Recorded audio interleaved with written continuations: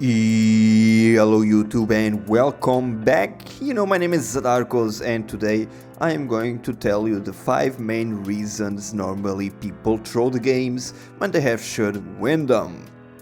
The first of all is overconfidence. After you do well in the game, people sometimes get overconfident and get into fights that most probably they're gonna lose. They think they are almighty because they're 6-0 and end up going 1 against 2, 1 against 3, or just ending up in situations they normally wouldn't, but because they are fed, they think they have the handle of the situation, but then they start losing fights, dying, giving away gold, and that takes them back. Also, they start sometimes looking down on teammates and demoralizing them by flaming or just saying, look at me, at least I'm not playing like you.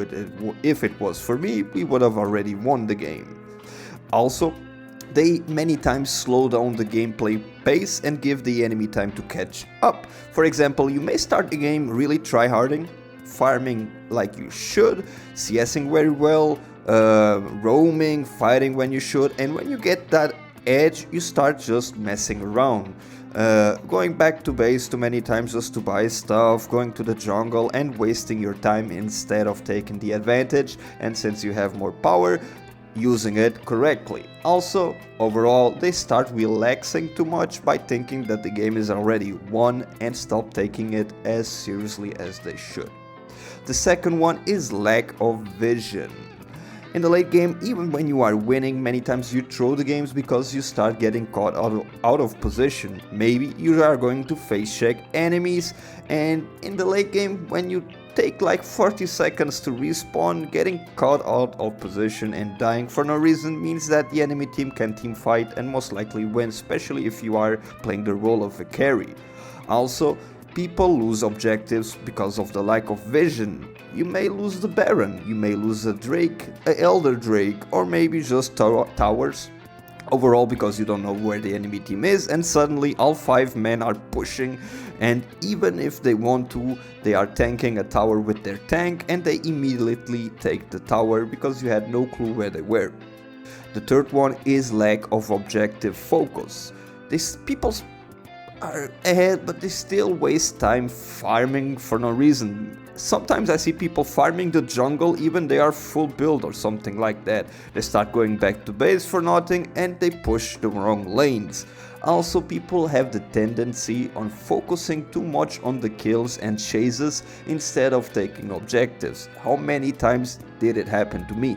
We are winning a team fight, maybe 1 guy or 2 guys run away, we could take the tower, we could maybe take an inhibitor, but people keep going after the Janna, after the Singe, after the Hecarim, a Shaco, instead of everybody together going for the objective. When we are talking about towers, we can also talk about the Baron or whatever.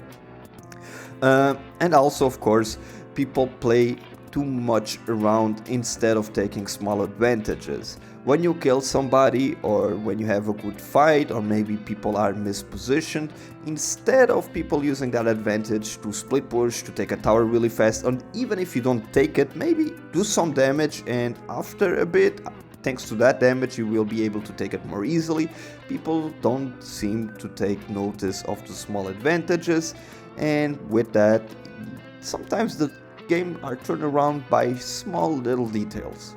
The fourth one is overextending and the solo-dolo gameplay. Especially top laners and sometimes the AD carry going nuts, and well, mid laners in some degree depending the champion. What I see is that the split pushing goes on and people don't leave that lane for all time being, and they do that even when there is no other pressure applied on the map. What happens is, as the enemy team, if they see a guy alone rushing all the way in the tower, the 3rd tier tower for example, going all the way up the lane, but the rest of the enemy team, your team, is just back in base or, farming the jungle, chilling around, of course they can 5-man or 4-man gank you and you start dying and giving him the advantage. So the solo dolo split pushing forever is not a good idea if no other pressure is put in the map.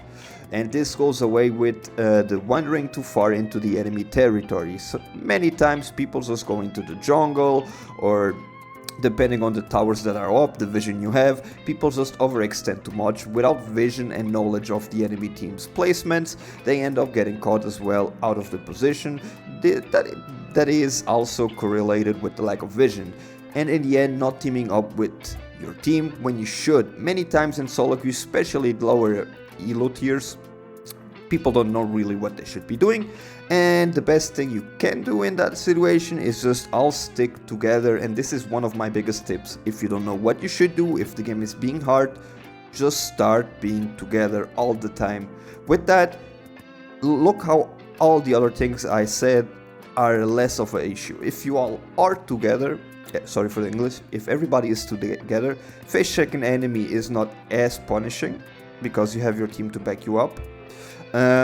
Getting caught out of position, of course it can be bad, but at least you have your team's synergy, you have everybody there ready. And if you are 5 men, it's not like one guy in a bush that can kill you, they need their team as well. Split pushing or being alone is not a problem since you are together. Together, even if you kinda miss the idea of taking objectives, at least if you are having a fight and if you win that fight, I presume you would go for the objective after. And even if you have a cocky player or you're being the overconfident player, at least you are team fighting with your friends. If you are that ahead, you will do your job, and well, in the end, most likely you're gonna win the fight since you were together. The last one is lack of communication, or just bad communication overall. People don't know what to do many times. Even in Plat I see that they just don't know what to do, and they end up losing some focus on the objectives and just wandering around doing nothing at all. And sometimes you have somebody there that knows what we should doing, and even if he doesn't know the best, he knows something, but he doesn't bother to tell. If you know what you should be doing, just try to guide your team. It may not be the perfect answer, but at least it's something. It's better than everybody being lost and start wandering around, giving time to the enemy to recover and come back to the game, getting caught out of position. So there should, if you know what you should be doing, even if it isn't the right answer, the correct one 100%, at least there should be someone that tries to coordinate the team. Or on the other hand, you had people flaming and being toxic all the game, and that doesn't help.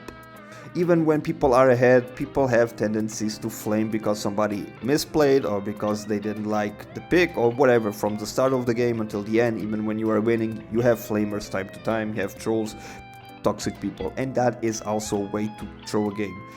If I don't do that, but let's say I would do that. Somebody is flaming me and I'm going to flame them back, and he's really pissing me off and I'm keeping talking back to him. Of course I'm going to lose concentration in the game. Maybe I even die when I was typing. You know, every flaming and talking too much about nonsense will take your attention away, and therefore most likely, even if you are ahead, you are going to end up throwing a game, because in some situations you're not paying attention to what you should and you're paying attention to the wrong things or the wrong people. These are the 5 main things you normally throw a game off. For your overconfidence, lack of vision overall, lack of focus to the objectives you should be taking, overextending on solo dolos, no point on that, and of course the lack or just bad communication overall. If you can improve this, and if you look, I haven't talked anything about mastering champions or picks. It's a lot more of the psychological level and decision making than anything. If you do master these things, if you try to avoid these mistakes, I guarantee you that you can go easily up to plat, if not diamond, with some consistency on your champion picks there as well, because there comes a bit more of a mechanical level as well in the game. But you can easily get high gold plat with just the right decision makings and the basics of the champions.